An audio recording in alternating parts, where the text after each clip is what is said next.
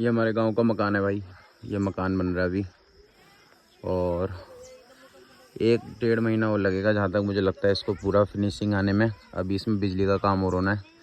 बहुत ही पुराना मकान है गांव का, दादाजी के ज़माने का। यहाँ से नज़ारे तो बहुत ही अलग दिखते हैं। क्या देगी? मेरे को मत दे, मेरी जेब वैसी भरी हुई है। तो भाई दादाजी का गांव कुछ इस तरह लगता है। इसमें रख दे। तेरी लिप्स वो नहीं है जेब? नहीं।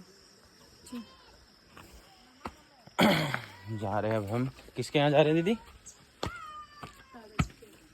कोई से दादाजी है हमारे यहाँ पे, उनके यहाँ जा रहे हैं। एक बैल है, बेचारा अकेला बैल है इस पूरे गांव में।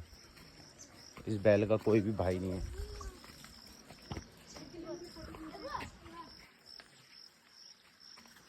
यहाँ पे घर के सामने ढंग से खींचा।